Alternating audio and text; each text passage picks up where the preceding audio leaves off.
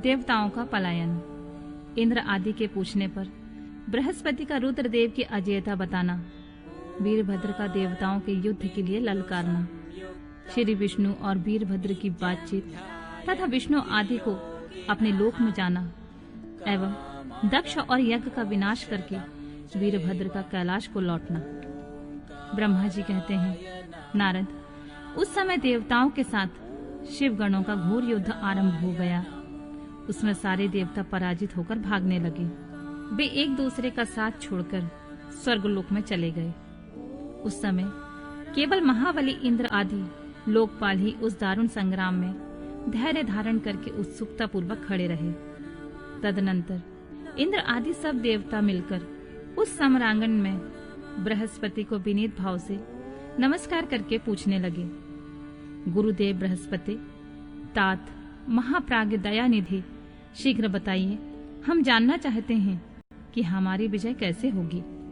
उनकी यह बात सुनकर बृहस्पति ने प्रयत्न पूर्वक भगवान शंभु का स्मरण किया और ज्ञान दुर्बल महेंद्र से कहा, इंद्र, भगवान विष्णु ने पहले जो कुछ कहा था वह सब इस समय घटित हो गया। मैं उसी को स्पष्ट कर रहा हूँ, तो सावधान होकर सुनो। समस्त कर्मों को फल देने वाला जो कोई ईश्वर है वह कर्ता का ही आश्रय लेता है। कर्म करने वालों को उस कर्म का फल देता है। जो कर्म करता ही नहीं उसको फल देने के लिए वह समर्थ नहीं है। अतः जो ईश्वर को जानकर उसका आश्रय लेकर सत्कर्म करता है उसी को उस कर्म का फल मिलता है, ईश्वर द्रोही को नहीं।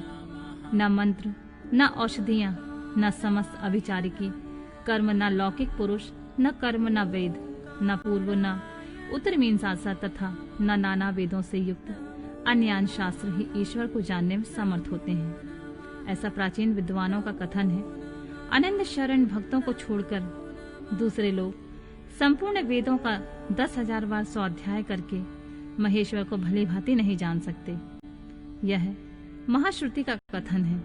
अवश्य भगवान शिव के अनुग्रह से ही सर्वथा शांत, निर्विकार एवं उत्तम दृष्टि से सदा शिव के तत्व का साक्षात्कार हो सकता है। सुरेश्वर, क्या कर्तव्य है और क्या अकर्तव्य, इसका विवेचन करना अभीष्ट होने पर मैं जो इसमें सिद्धि का उत्तम अंश है उसी का प्रतिपादन करूंगा। तुम अपने हित के लिए उसे ध्यान देकर सुनो। इंद्र, तुम लोकपालों के साथ आज नादान बनकर दक्ष यज्ञ में आ गए। बताओ तो यहाँ क्या पराक्रम करोगे।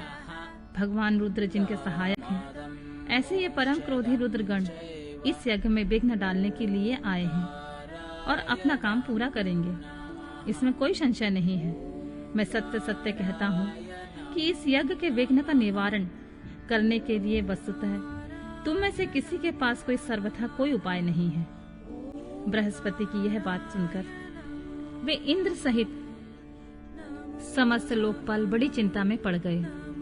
तब महावीर रुद्रगणों से घिरे हुए वीरभद्र ने मन ही मन भगवान शंकर का स्मरण करके इंद्र आदि लोकपालों को डांटा और इसके पश्चात रुद्रगणों के नायक वीरभद्र ने रोष से भरकर तुरंत ही संपूर्ण देवताओं को तीखे बाणों से घायल कर दिया। उन बाणों की चोट खाकर इंद्र आदि समस्त सुरेश्वर भागते हुए 10 दिशाओं में चले गए।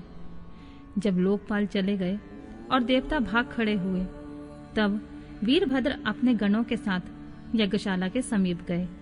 उस समय वहां विद्यमान समस्त ऋषि अत्यंत भयभीत हो परमेश्वर श्री हरि से रक्षा की प्रार्थना करने के लिए सहसा नतमस्तक होकर शीघ्र बोले, देवादिदेव रामानाथ, सर्वेश्वर महाप्रभु, आप दक्ष के यज्ञ की रक्षा कीजिए। आप ही यज्ञ हैं, इसमें संशय नहीं है। यज्ञ आपका कर्म रूप और अंग है। आप यज्ञ के रक्षक हैं, अतः दक्ष यज्ञ की रक्षा कीजिए। आपके सिवा दूसरा कोई इसका रक्षक नहीं है। ब्रह्मा जी कहते हैं, नारद, ऋषियों का यह वचन सुनकर मेरे सहित भगवान विष्णु वीरभद्र के साथ युद्ध करने की इच्छा से चले। श्री हरि को युद्ध के लिए उद्यत देख शत्रु मर्दन वीरभद्र, जो वीर प्रथम गणों से घिरे हुए थे, कड़े शब्दों में भगवान विष्णु को डांटने लगे। ब्रह्मा जी कहते हैं, नारद, वीरभद्र की यह बात सुनकर बुद्धिमान देवेश्वर विष्णु वहां प्रसन्नता पूर्वक हंसते हुए बोले, वीरभद्र, आज तुम्हारे सामने मैं जो कुछ कहता हूं उसे सुनो। मैं भगवान शंकर का सेवक हूं। तुम मुझे रुद्रदेव से विमुख न कहो। दक्ष अज्ञानी है, कर्मकांड से ही इसकी निष्ठा है। इसने मूर्ता बस पहले मुझसे बारंबार अपने यज्ञ में चलने की प्रार्थना की थी। मैं भक्त के अधीन ठहरा, इसलिए चला आया। भगवान महेश्वर भी भक्त के अधीन रहते हैं।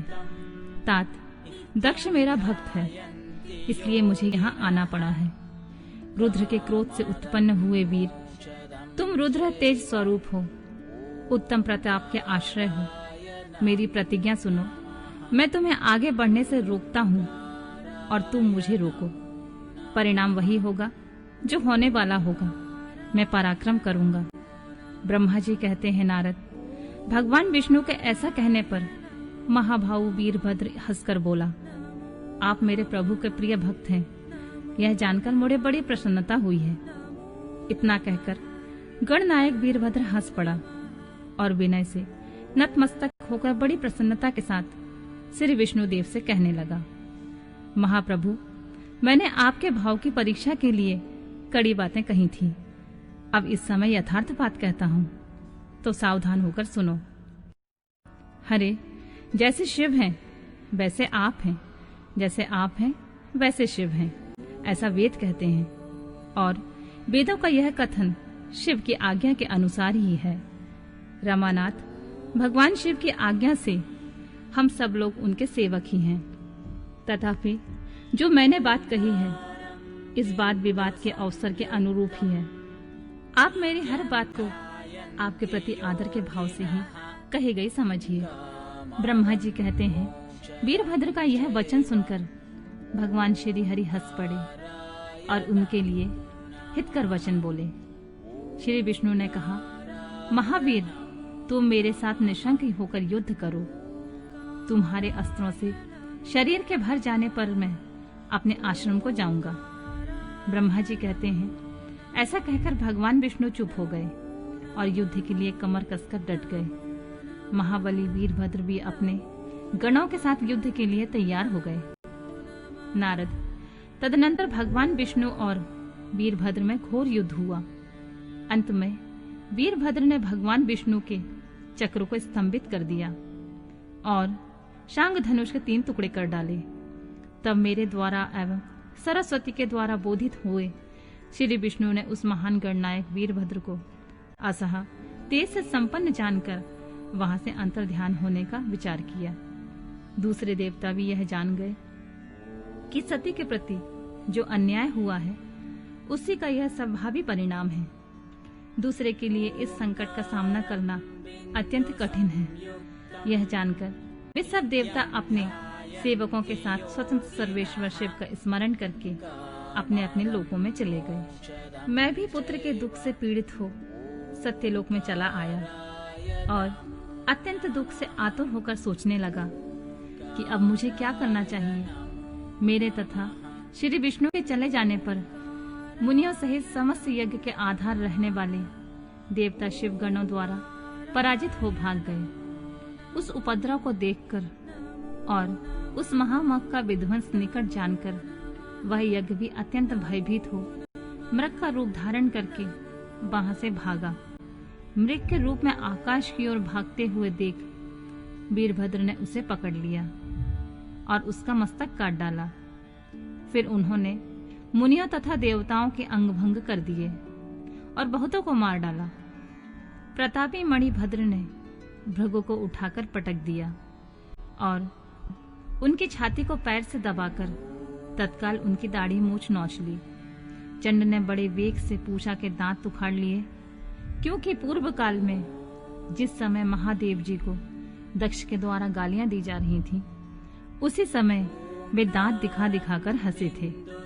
नंदी ने भृग को रोष पूर्वक पृथ्वी पर दे मारा और उनकी दोनों आंखें निकाल ली, क्योंकि जब दक्ष शिव जी को शाप दे रहे थे उस समय वे आंखों के संकेत से अपना अनुमोदन सूचित कर रहे थे। वहां रुद्र गणनायकों ने स्वधा, स्वाहा और दक्षिणा देवियों की बड़ी विडंबना की। वहां जो मंत्र तंत्र तथा दूसरे लोग थे उनका भी बहुत तिरस्कार किया। ब्रह्मापुत्र दक्ष भय के मारे अंतर्वेदी के भीतर छिप गए। वीरभद्र उनका पता लगाकर उन्हें बलपूर्वक पकड़ लाए। फिर उनके दोनों गाल पकड़कर उन्होंने उनके मस्तक पर तलवार से आघात किया, परंतु योग के प्रभाव से दक्ष का सिर अभेद हो गया था, इसलिए कट नहीं सका।